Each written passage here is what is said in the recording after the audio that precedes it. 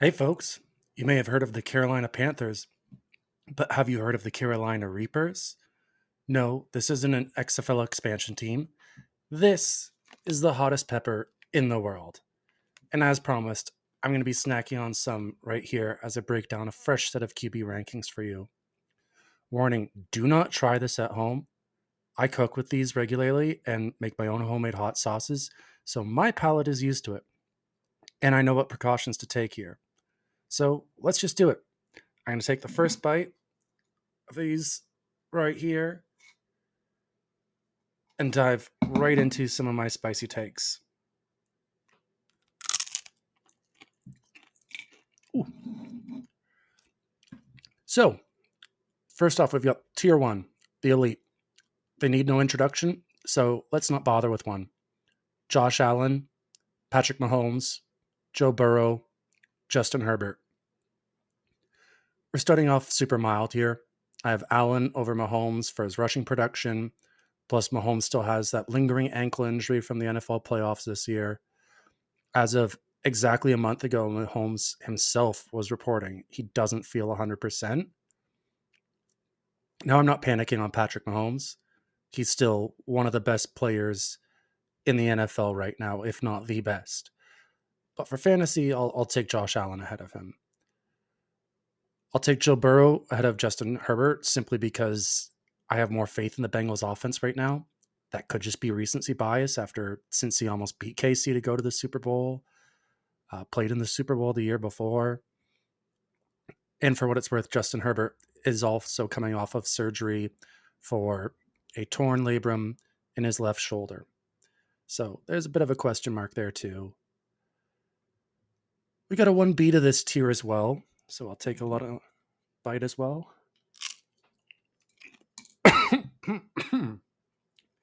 Excuse me. So at number 5, we've got Jalen Hurts. Number 6, Trevor Lawrence. Number 7, Lamar Jackson. We're still looking pretty mild here. Jalen Hurts just won a Super Bowl. Trevor Lawrence had a huge breakout season in Jacksonville, and we'll have Calvin Ridley joining him, plus Parker Washington, Tank Bigsby, and Brenton Strange. Jags look like they might have had a really good draft there. Plus, Lamar is now back in Baltimore. We all know what he can do on the ground, and he doesn't have to be a great passer, just an average one in order to deliver a pretty nice fantasy season. OBJ landing in Baltimore, too. OBJ to Lamar Jackson could definitely become a thing. He might be one of the better passers that Lamar has played with. Sorry, better receivers. So let's get back into it.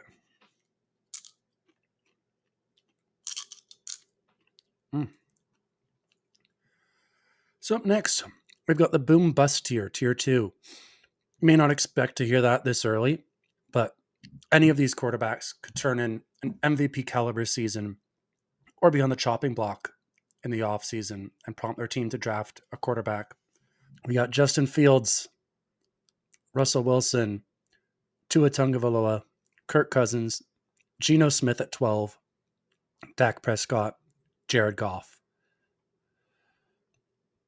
Starting at the top, Justin Fields looked absolutely dominant for stretches of last year, over 1,100 rushing yards. Could definitely put it all together with DJ Moore and Robert Tonyan joining that offense.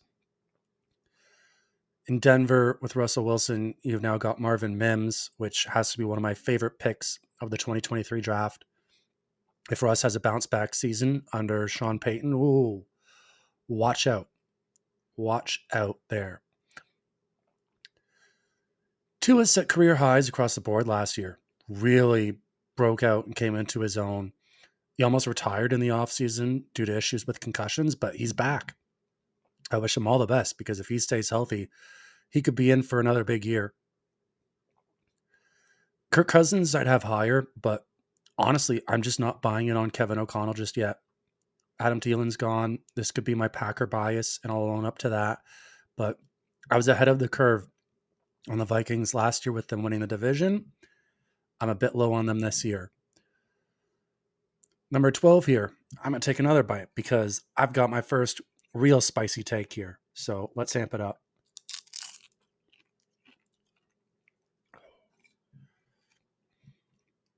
Geno Smith. I'm a big Geno Smith truther. He was elite last year. Seahawks trusted him enough to move on from Russell Wilson and to not draft a quarterback this year.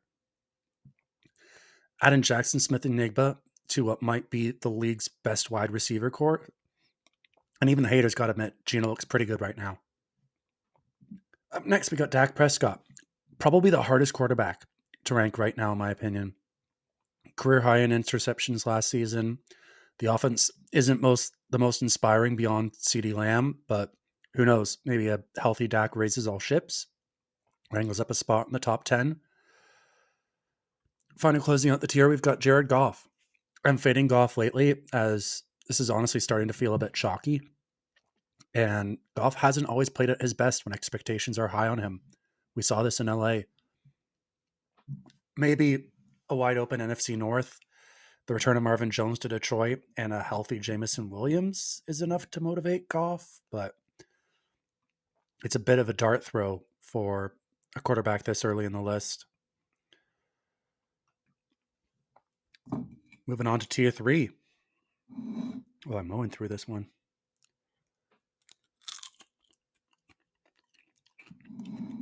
Ooh. It's starting to kick. Definitely starting to kick. Got my trusty milk here. Tier 3. These are the guys that are young and with something to prove. That's what I'm calling them. There's a variety of reasons each of these quarterbacks could be considered young and might be playing with a chip on their shoulder this season. First off, Jordan Love, followed by Kyler Murray, Brock Purdy at 17, Daniel Jones, Kenny Pickett, and Matthew Stafford down at 20. So starting with Jordan Love, finally, Green Bay chooses Love over, well, whatever that other guy was bringing to the table, or to the locker room, I should say. Love should get plenty of room to run with the job with Sean Clifford as backup.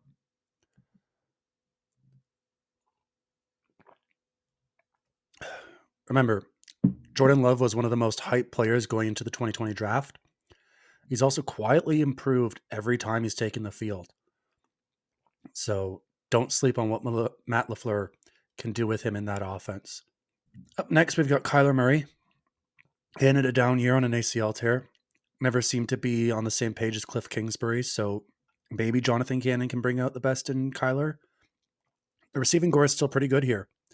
And for better or worse, the Cardinals haven't been willing to tear it all down. So clearly they think they still have something with Kyler there. I'm taking a big swig here because I'm about to do another hot one because I got another hot take for you.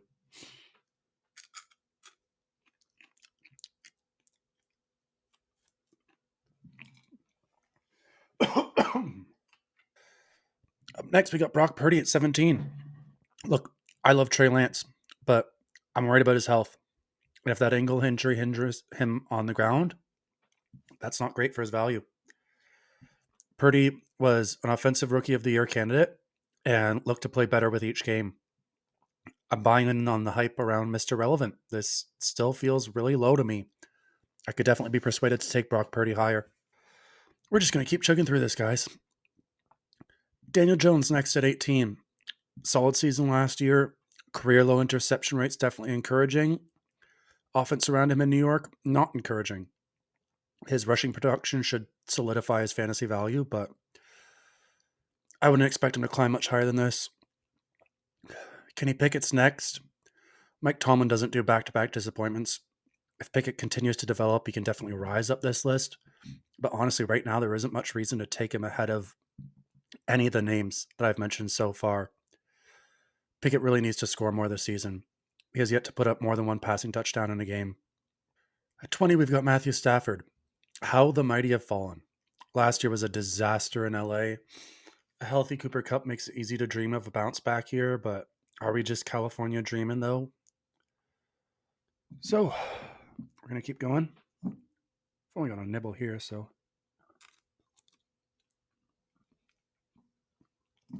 Polish that off. Take another bite.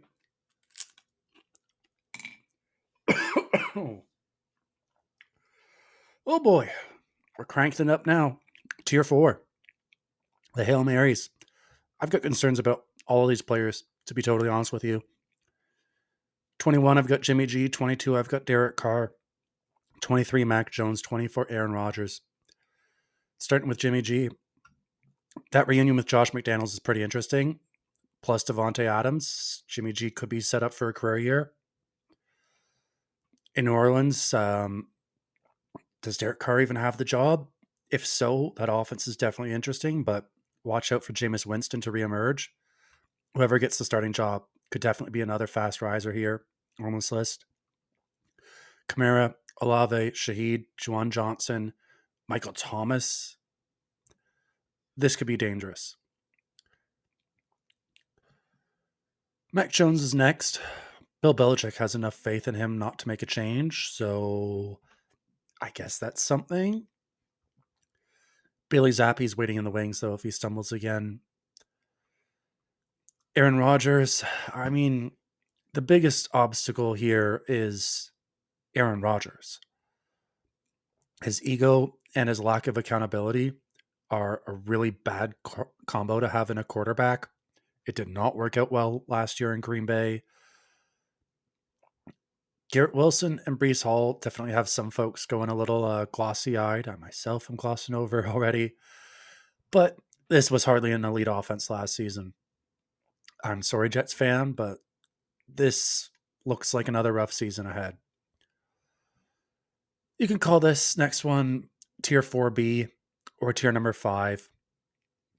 Either way, these are the rookies. So we're going to dive back in.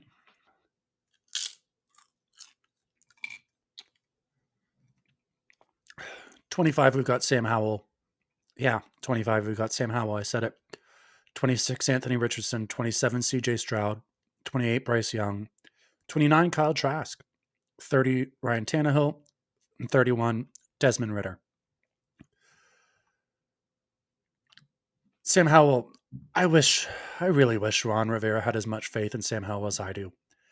If he can return to his UNC form this season, the offense here has the pieces to be really wild and very explosive. Howell flashed in preseason last year, and let's be honest, Jacoby Brissett is not a starter. So the only question is, does he light a fire under Sam Howell to take this job and run with it? Oh, sorry, folks. My apologies here. Anthony Richardson, there's some really fun upside here, especially with his ability as a runner. There are also some question marks. Can he win the starting job over Gardner Minshew and Semelinger? How much is he going to turn over the football? Are there even enough pieces in this offense for Richardson to produce? Long story short, I love Anthony Richardson in Dynasty, but you may want to look elsewhere this year in redraft. CJ Stroud, very similar to Anthony Richardson. Stroud has an absolute cannon of an arm, though, and he didn't turn over the ball much in college. We can flip flop these two all day.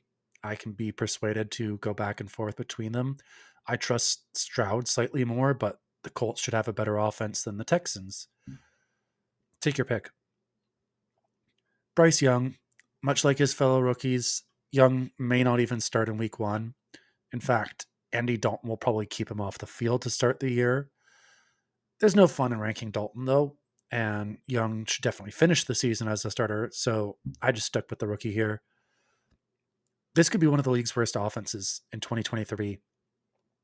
If you're drafting Young this year, you'd be relying on Adam Thielen and DJ Chark to bounce back and Jonathan Mingo to deliver a big rookie campaign. Excuse me. All of while Bryce Young, not CJ Young, Bryce Young is still learning the ropes. I think I'll pass for now. But like I said, in Dynasty, these are definitely names to be circling back on. 29, we've got Kyle Trask. So let's dive back in again.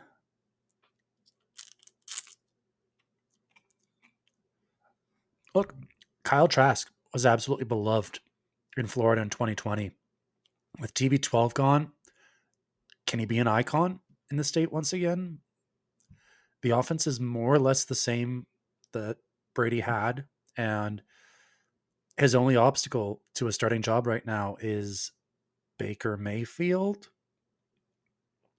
I'm not really that impressed or intimidated by Baker Mayfield's presence there.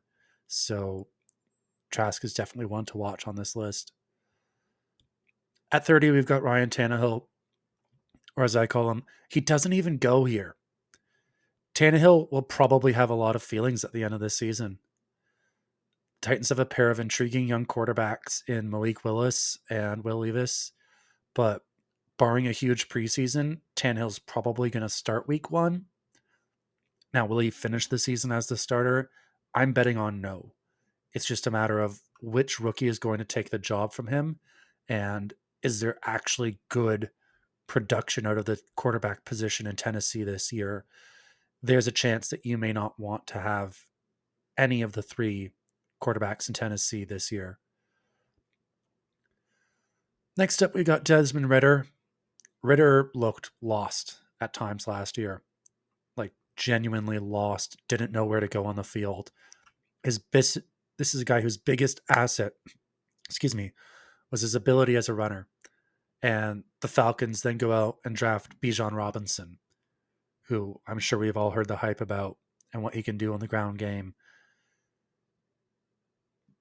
I'm just fading Desmond Ridder so hard right now. Taylor Heineke might be the starter here, and if so, I'd only bump him up the 1 spot ahead of Tannehill, pushing Heineke to 30 and Tannehill 31. Final tier here. As you can tell, y'all may have guessed where this is going.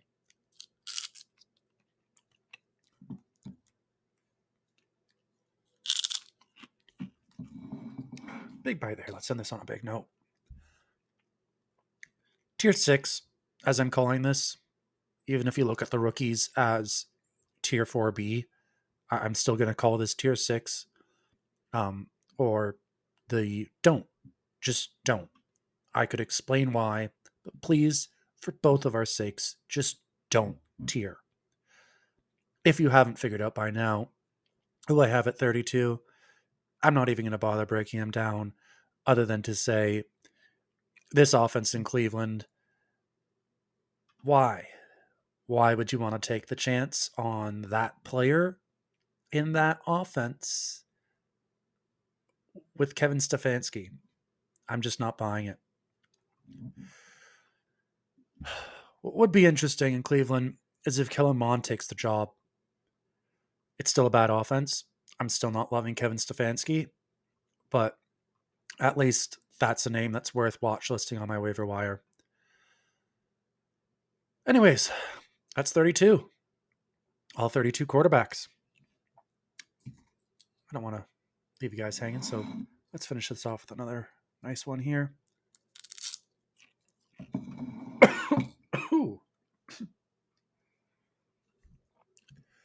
Anyways, that is my hot takes on this year's quarterback rankings so far.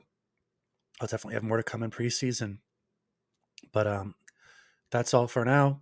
Excuse me as I go chug a giant glass of milk.